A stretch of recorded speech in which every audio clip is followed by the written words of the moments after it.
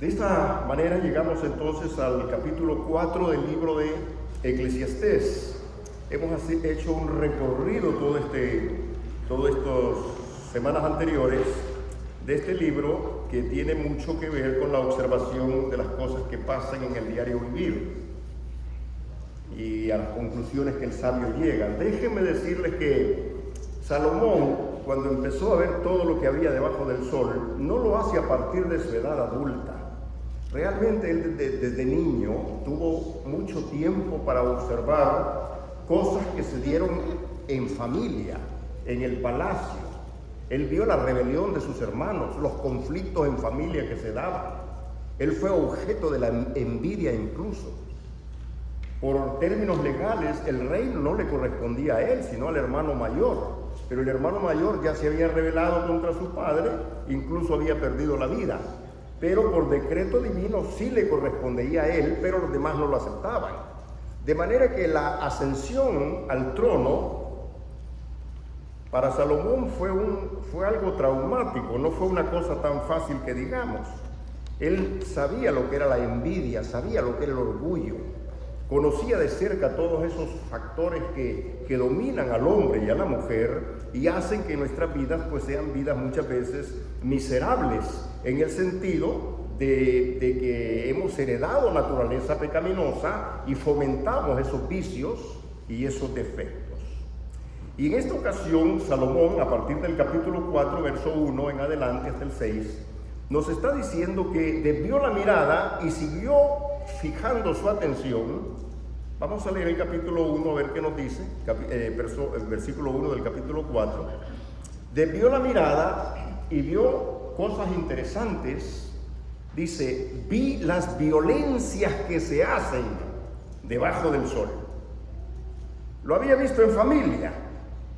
No necesitaba salir del palacio o ir a otra ciudad para encontrar esos defectos y esas situaciones de injusticia. En la misma familia vio esos tipos de violencia. Vio a un hermano que violó a su propia hermana. Vio al arrogante de Absalón combatir por el trono con su propio padre y rebelarse. Y vio la muerte, como uno vengó la muerte del otro, de la hermana que fue violada, y así. Vi todas las violencias que se hacen debajo del sol, y he aquí las lágrimas de los oprimidos, sin tener quien los consuele, y la fuerza estaba en las manos de sus opresores, y para ellos no había consolación.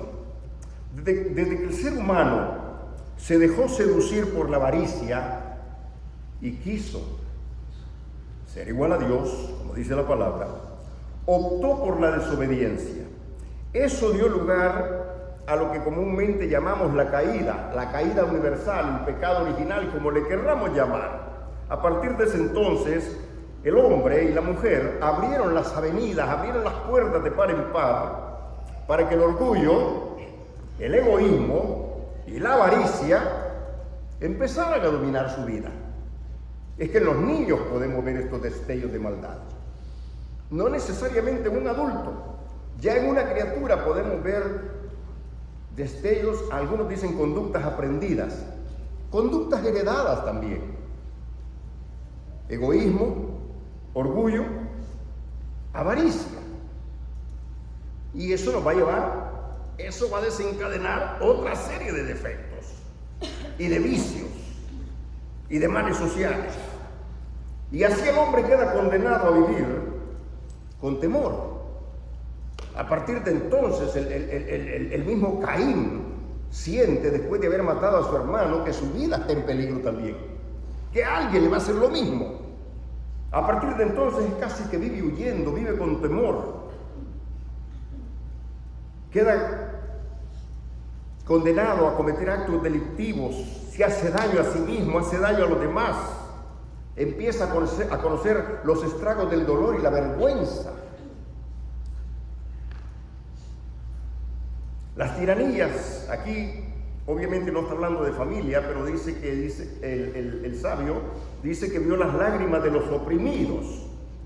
Se refiere a esas situaciones de violencia donde se mata, se roba, se expropia, se hace daño a los demás para tener más y para protegernos de lo que nos puedan hacer. Las tiranías siempre han generado sufrimiento hacia los más vulnerables. Las tiranías existen como consecuencia de la maldad y el pecado que hay en el hombre. Las tiranías no existieran si los hombres y las mujeres pudiéramos vivir en paz, si estuviésemos contentos con lo que tenemos, si la distribución de los recursos fuera equitativa y justa. Que unos tengan un poco más y otros tengan un poco menos no es el problema. El problema, como le decía alguien ayer, y eso lo vimos a partir de Levíticos, es que a Dios no le preocupa ni que haya pobreza ni que haya riqueza. Lo que le preocupa, y por eso lo dice en Levítico, es la riqueza escandalosa y la miseria excesiva. Eso sí se puede evitar. Pobres siempre tendremos, ricos son necesarios. Son los que generan trabajo, son los que generan la industria. Profesionales que necesitamos. El mismo sistema de gobierno lo necesitamos. Esto sería un caos sin un sistema de gobierno. Un gobierno flojo no nos sirve para nada. Necesitamos una persona fuerte, un hombre con carácter, con criterios, o una mujer también que dirija una nación, como se ha hecho y lo hacen muy bien. Son instituciones necesarias, pero que pudiera haber, como en otros lugares existe, por lo menos aproximaciones, donde hay un poco más de democracia y hay un poco más de igualdades. Las dictaduras opresoras, corruptas, deshumanizan la creación de Dios. Eso está inspirado, cualquier dictadura, sea de izquierda o de derecha, está inspirada en matices diabólicos y siempre promueven el sufrimiento para los más necesitados. Discriminación. Eso existe en todos los niveles. Existe aquí, existe allá, existe y siempre ha existido la discriminación. La violencia de género. Está bien no estar de acuerdo con ciertas personas, pero no odiarlas, no perseguirlas, no matarlas, no denigrarlas. Trata de personas, la explotación del hombre por el hombre, hasta las criaturas, se trafica con los niños. Explotación laboral. Hay esfuerzos significativos de personas que promueven luchar contra ciertas empresas que también, tal vez aquí la marca se vende un par de zapatos en 150, 200 dólares y uno perfectamente sabe que eso viene de la explotación de niños, porque en otros lugares tal vez se pagan 80 centavos de dólar el día de trabajo para producir el producto que aquí nosotros pagamos hasta 150 por un par de zapatos o más. Esa se llama explotación laboral, y déjenme decirles que la reforma protestante contribuyó notablemente para combatir esas injusticias laborales. Las persecuciones religiosas, los peores casos de la historia están infundados en persecuciones religiosas. Las guerras más sangrientas han sido las benditas guerras santas. La explotación infantil, el abuso, la violencia de los derechos humanos son apenas una de las tantas injustas situaciones que los seres causan a los demás. No acceso a la educación de calidad, eso es injusto. ¿Por qué unas personas tienen acceso a una mejor educación y otros no? ¿Por qué una escuela en un barrio donde se pagan mejores taxes no tiene los recursos que tiene otra escuela que tal vez es un barrio malo y pobre? No acceso a la educación de calidad en comunidades netamente marginadas, desigualdad de salarios. Por el mismo trabajo a una persona se le paga menos y por el mismo trabajo a otra persona se le paga 3 veces más. Abuso y brutalidad policial, no para todos. Sistema carcelario, no justo, porque eso es comprobado. No es lo mismo un negro en la cárcel que un blanco en la cárcel. Es distinto. Las estadísticas lo muestran, aquí y allá. Desplazamiento de comunidades indígenas forzados. Se les saca, se les mueve porque hay que colonizar, hay que hacer nuevos repartos. Hay que empujarlos hacia otros sectores. No los mismos derechos civiles para todos. Marginación a los discapacitados. Injustas distribuciones de bienes y recursos. Violencia doméstica que no se denuncia. Abusos y explotación de menores. Es que la humanidad está plagada, nuestra sociedad está atestada de todos estos males sociales que día a día nos embargan más y más. Desde sus orígenes se cometen estas injusticias hacia los menos privilegiados. Hace un par de años escribía unos poemas y se me ocurrió escribir de una fecha que ni se menciona en las escuelas. No se habla. Hoy se habla del Memorial Day, del homenaje a este, homenaje al otro, pero hay cosas que se han tratado de no poner en los registros históricos. Y allá por 1921, justamente, qué ironía, de recordación el día para llamarse memorial. Mejor es ni mencionar la magnitud del horror. Se borró de los registros. También se prohibió contar y no aparece en la historia lo que en la ciudad de Tulsa tristemente ocurrió. Sofocados por calumnias, odios raciales surgieron para arrasar por completo toda una comunidad que, negra en totalidad, el fuego la devoró. Por eso y con gran pesar, aún la sangre de Abel, por esos odios sin nombre, de las entrañas profundas de la misma tierra clama y al clamar se contamina. Es horrendo el crimen que sucedió en Tulsa. Una comunidad próspera donde habían negros prósperos, profesionales, comerciantes. Fue derribada por el fuego completamente y se supo que hubo mano criminal. Y es que tenía que pasar una autopista por esa zona. Son cosas que la historia de los Estados Unidos, con todo y nuestros emblemas patrióticos, no necesariamente una historia que no tiene sus momentos difíciles, negros, páginas oscuras.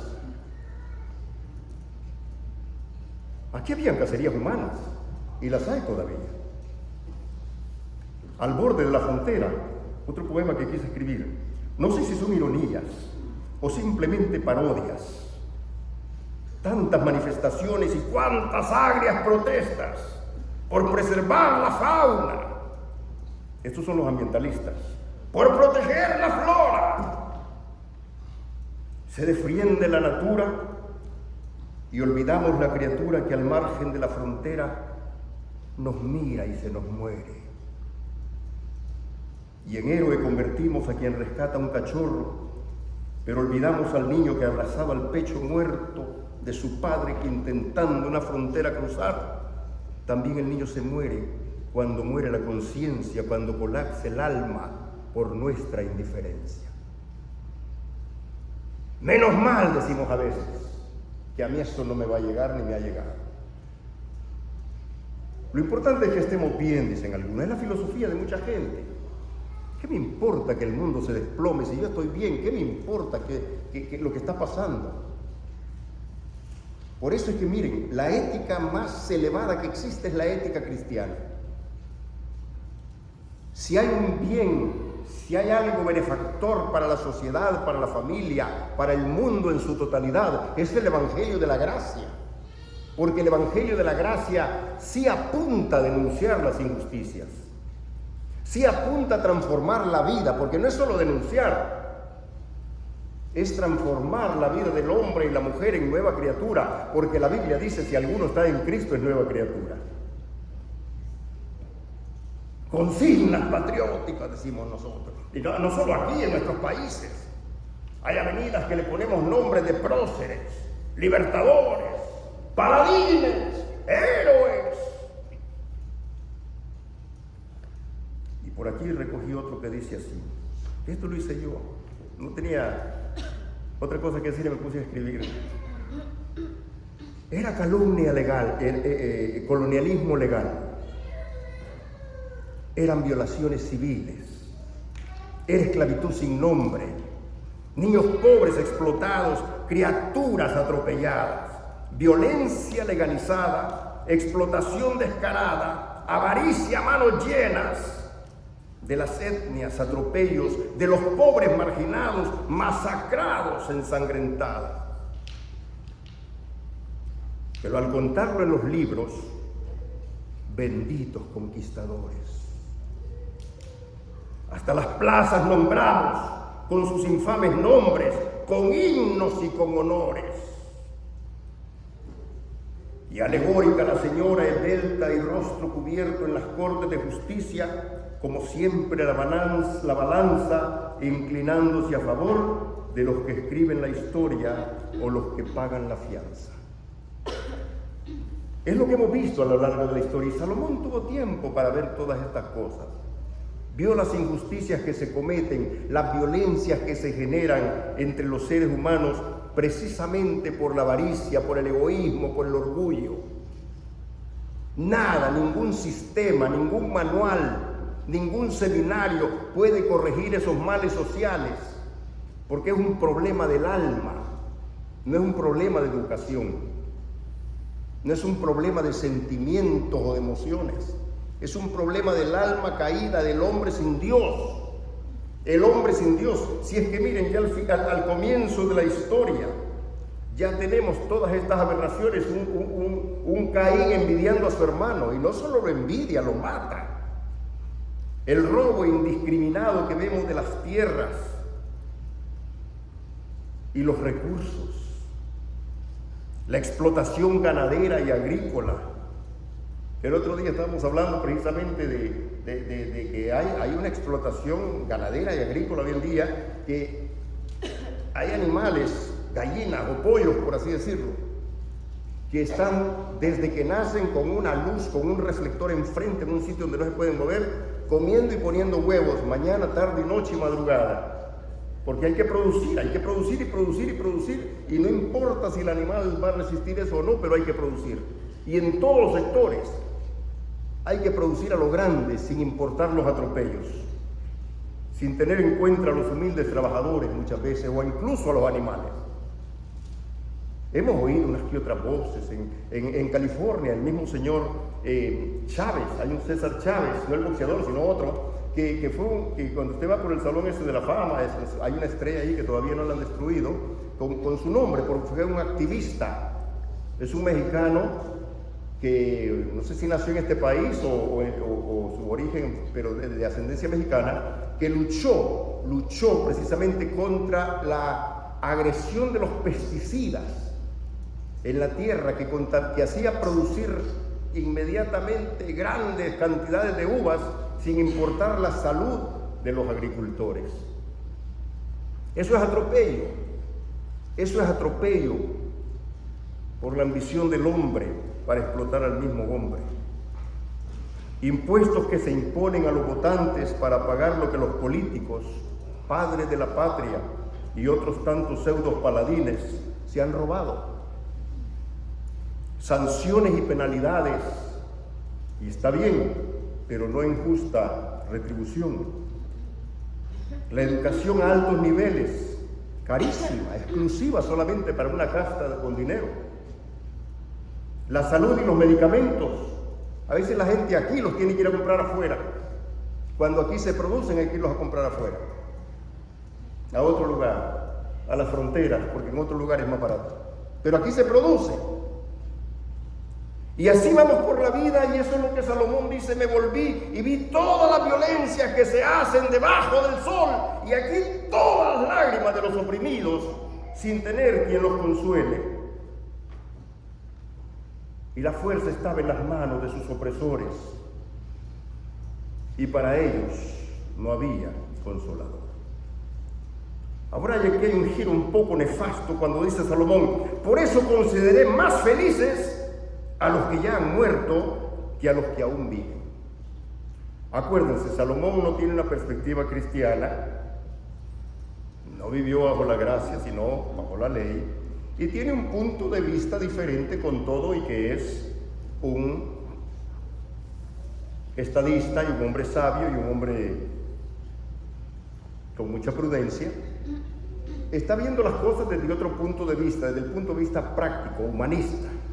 Dice: si voy a nacer para ver esto, claro, no lo está diciendo él porque a él le ha ido muy bien, él tiene de todo. Pero hablando en términos generales, dice: si un hombre va a nacer para ver esto, mejor están los muertos. Porque no tienen que nacer para ver todo este tipo de desgracia y de injusticia y de violencia. Está refiriéndose o poniéndose en el lugar de los marginados y de los oprimidos. Hay una canción que dice: mejor es querer y perder que nunca haber querido. Dando a entender con ello que valió la pena el intento y que la grandeza estuvo en amar, y aunque perdió y no fuera amado, pero por lo menos conoció la experiencia de amar, aunque no fue correspondido. Salomón, en cambio, no piensa así. Él dice que si el ser humano nace para esto, para ver tanta injusticia, mejor es estar muerto. Es lacónico, es patético, nos guste o no nos guste. Incluso dice que aún están mejor los que no han nacido. Esos todavía están mejor, dice, que los que ya se murieron, porque esos no van a pasar ningún problema. Injusticias que se cometen. Cuando uno lee la historia,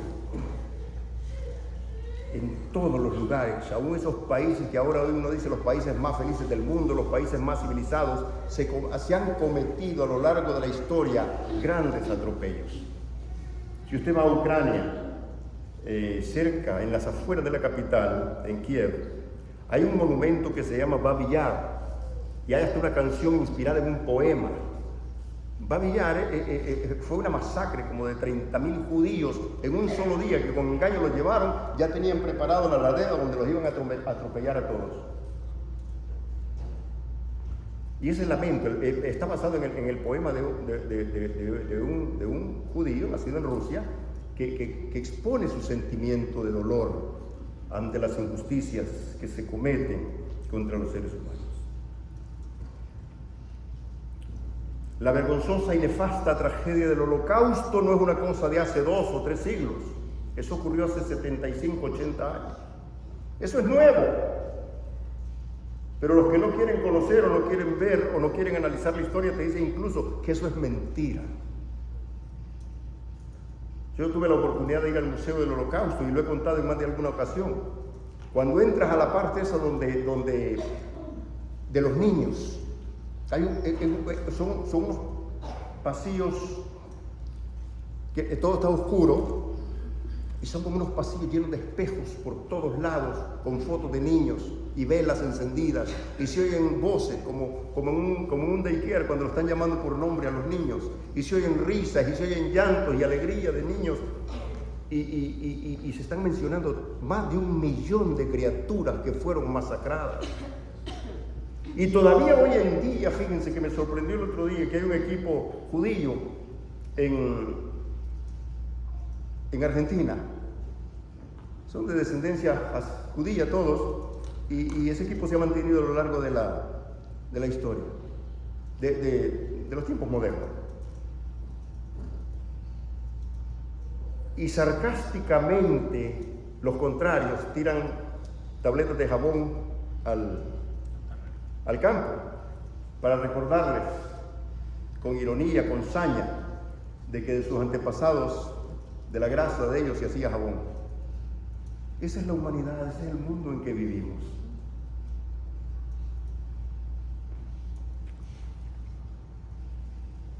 Luego en el capítulo, siempre en el capítulo 4 y en el verso 4 también, dice Salomón: vi también que el mucho trabajar y el éxito en una empresa provocan la envidia de los unos para con los otros.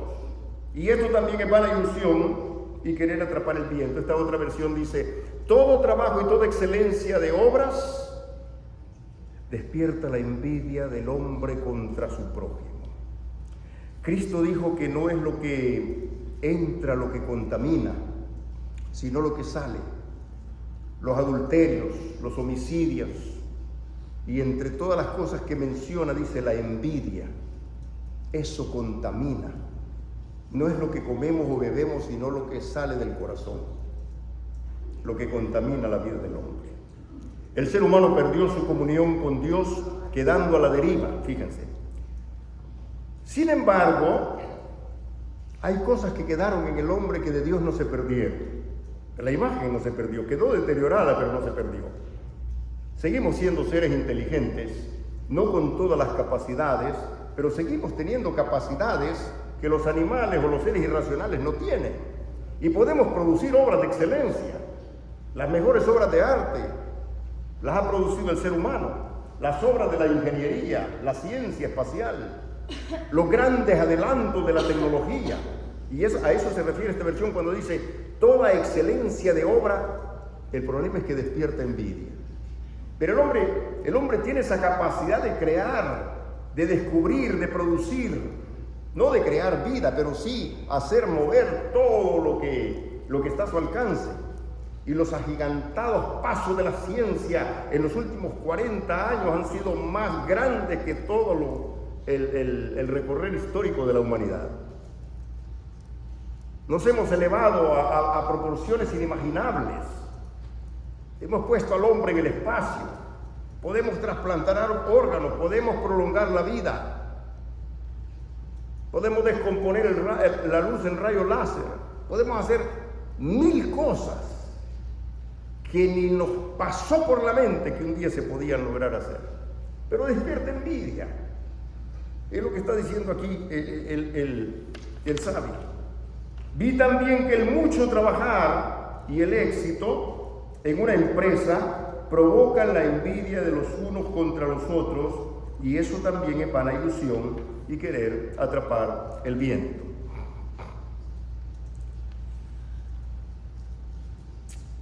No todo es ideal. La envidia está por todos lados. Y es que hasta en las iglesias hay envidia. En los líderes religiosos hay envidia. Las denominaciones se tienen envidia. Ya en tiempos de Pablo había envidia por los dones espirituales. Habían pleitos y agrias disquisiciones en el asunto de los dones y los talentos. Fíjense que dice la Biblia que Pilato, que no era religioso, de religioso no tenía nada, sabía, conocía lo que había en el corazón de los fariseos y los que le seguían y los que procuraban la muerte de Jesús. Y él dice, él sabía que lo hacían por envidia, dice. Cuando acusaban a Cristo de todo, sabía que era por envidia. Caín mató a su hermano por envidia. Los hermanos de José lo vendieron como esclavo y lo enviaron a Egipto. La idea era matarlo, pero uno de ellos dijo, no, mira, vendámoslo mejor, vendámoslo como esclavo. Y fue por envidia. Saúl persiguió hasta la muerte a David y fue por envidia. Y así la historia aún de personajes bíblicos está plagada de envidia, que es un mal social. Las personas no están contentas, no están conformes. Simplemente crea malestar que el otro tenga un poco más o tenga mejor apariencia o tenga otras cualidades o tenga otras ventajas que tal vez no. Simplemente me molesta. Me molesta. Así de sencillo, eso es envidia. Envidiamos la figura de otra persona, la casa, el carro, el trabajo, la educación de otro. Y no estamos tan contentos. A lo mejor lo disimulamos muy bien, pero se llama envidia. Ese pequeño malestar, esa alegría que incluso nos da cuando le ha ido mal a aquel que no nos caía tan bien porque era mejor que nosotros. Santiago 4 lo deja de una manera más clara cuando dice que muchas de las oraciones no son contestadas porque pedimos mal. Y fíjense lo que dice en el capítulo 4. ¿De dónde vienen las guerras y los pleitos entre vosotros? Ya en las primeras comunidades cristianas, ya entre los santos, ya hay envidia, ya hay celos. ¿De dónde vienen las guerras y los pleitos entre vosotros? ¿No es de vuestras pasiones las cuales combaten en vuestros miembros? ¿Codiciáis? Oigan esto, y aquí no está Santiago escribiendo a inconversos. Es una epístola general, pero no puede ir dirigida, es para la iglesia. Dice, codiciáis y no tenéis. Matáis y ardéis de envidia y no podéis alcanzar. Combatís y lucháis, pero no tenéis lo que deseáis, porque no pedís. Pedís y no recibís, porque pedís mal para gastar en vuestros deleites. Pero el denominador común en todo esto es la insatisfacción por no tener lo que otros tienen. Sin embargo, pedimos y tratamos de alcanzar y sobrepasar. Es que desde niños a veces las personas tienen ese espíritu competitivo. A veces el niño está deprimido porque no ganó. Está deprimido porque le ganó el otro y está triste porque el primer lugar se lo dieron a uno que no lo merecía. Él se lo merecía, pero se lo dieron al otro. Y luego del tema de la envidia, que es un tema que carcome, que es un tema que destruye hasta en las familias. Hasta en la familia se ve un hermano envidiando al otro. Y eso es común, no digamos en la iglesia. Eso es típico. Hay iglesias que se han dividido y los problemas son de envidia. Y Satanás sabe por dónde tocar al ser humano. Mira a tu hermano, mira cómo le va. Mira cómo le va a tu hermano. Hasta en los ministerios. Hay unos que por las radios están, o por los medios de comunicación se están insultando unos con otros. Ahí en El Salvador teníamos las dos iglesias más grandes, siempre. Era como un partido de fútbol el día domingo, unos con otros se tiraban, uno le tiraba, y no se decían nombres, pero ¿quién no sabía que era para dirigirse a los personajes folclóricos que tenían las dos iglesias más grandes? Ya se murieron, parece, los dos. Verso 5. El necio se cruza de brazos y se destruye a sí mismo. Pereza. Y lo he dicho en tantas ocasiones, si hay un pecado capital se llama pereza, porque la pereza es contraria a la gracia de Dios. La pereza es como un sueño que te embarga y sabes que te vas a matar si sigues manejando en la forma en que vas, pero sigue manejando, no se detiene, lleva ese sueño y de repente ya no está. Una pereza que le embarga. Y aquí habla de la persona que deja para mañana lo que tiene que hacer hoy. Empezó un proyecto, pero no lo termina nunca. Sabe que tiene la capacidad, pero no le interesa.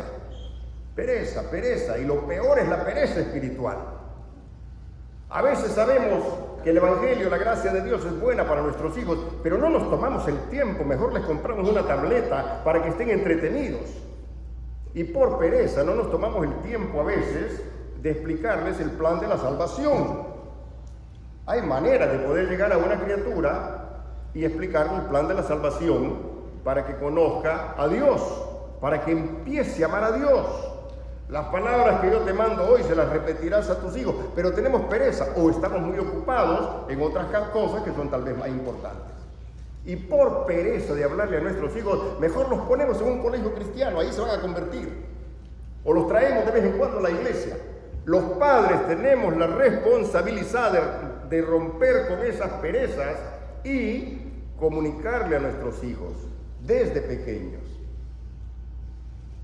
Está bien llevarlos a la iglesia, es decisivo, es fundamental, pero hablarle del amor de Dios, esa semilla que hoy está sembrando. Estamos más preocupados por su educación o por su trabajo, que sea exitoso, aunque se le pierde el alma, pero que sea exitoso. Que ya a los 20, 25 años tenga 2, 3 propiedades y tenga un salario y esté asegurado. Eso nos interesa más que la salvación de su alma. Pereza no es otra cosa más que pereza, descuido de lo que es puramente esencial. Y luego del perezoso salta el acaparador. Mira que sí tenía tiempo Salomón para ocuparse y observar la vida.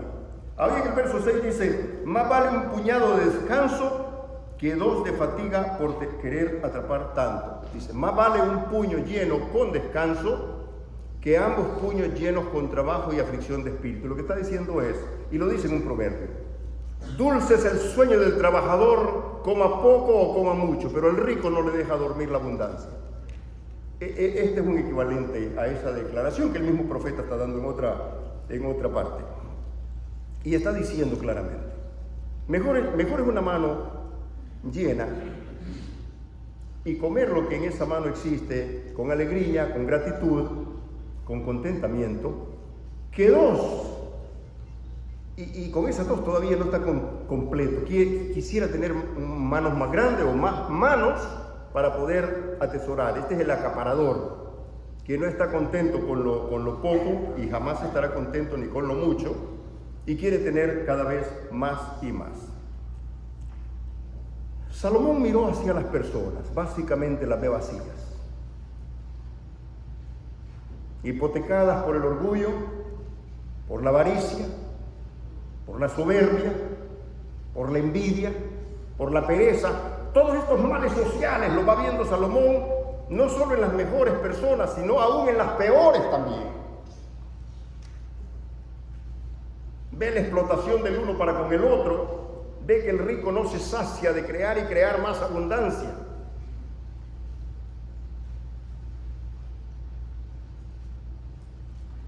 La mirada de Salomón fue distinta a la mirada de Cristo. Salomón en varias ocasiones dice: me volví y he aquí, vi esto y vi lo otro. Y bueno, la Biblia dice que Cristo, al ver las multitudes, allá en Mateo, dice que al ver las multitudes, Salomón no tuvo amor por las personas.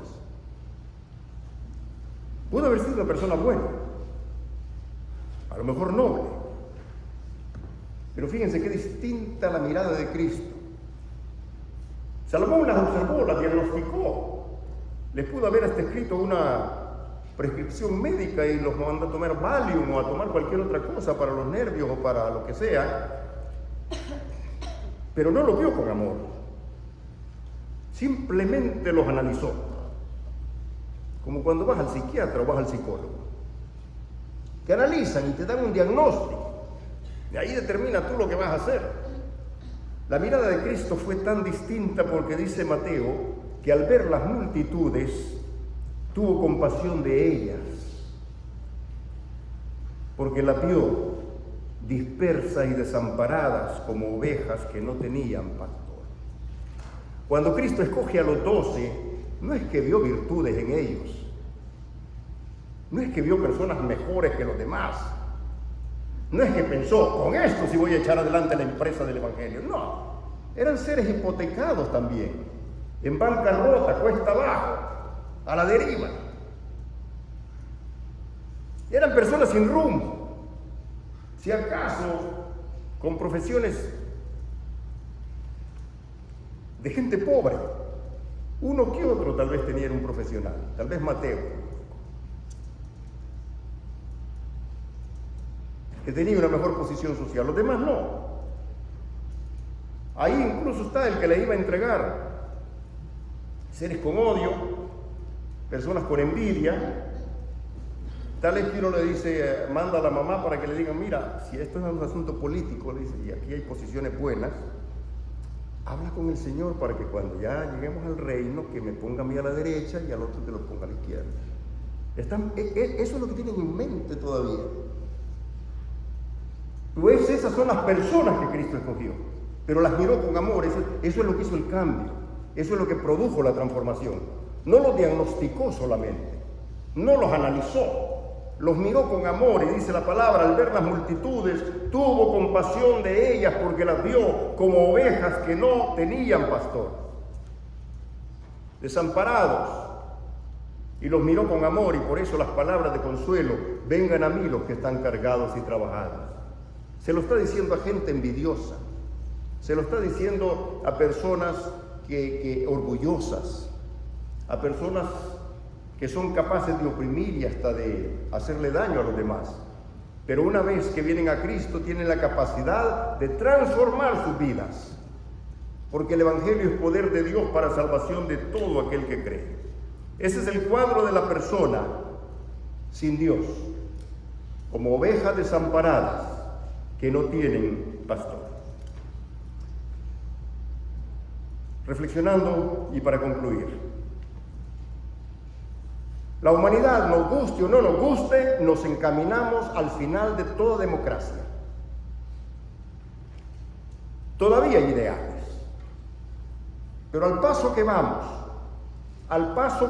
nos guste o no nos guste, nos estamos encaminando hacia el final de las democracias. Quizás Estados Unidos u otros países sean un bastión, pero dejará de serlo en un día determinado. Está por llegar un totalitarismo mundial amparado por lo que a muchos ya empezaron a decir agenda global o la agenda globalista, que supuestamente ya las Naciones Unidas la ha adoptado como un proyecto para que se implemente a partir del 2030, la cual aparentemente no ofrece ningún peligro, no hay ninguna amenaza, al contrario. El problema es que la agenda globalista, nos guste o no nos guste, ¿de qué manera? Pero una forma es promover el incremento de la población. ¿Cómo lo van a hacer? No sé si promoviendo el aborto, haciendo guerras, matando gente, pero hay mucha gente. Hay que disminuir la población mundial. Eso es parte de la agenda globalista. Hay quienes dicen que son cuentos, esas son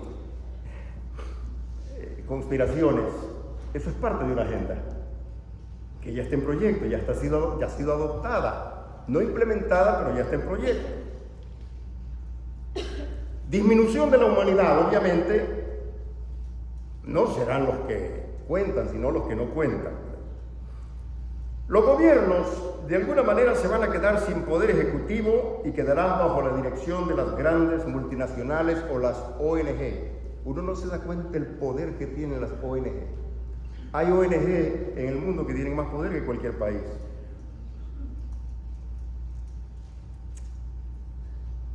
Todo quedará bajo el dominio de élites, nos guste o no nos guste, con absoluto poder económico para determinar el rumbo de la humanidad.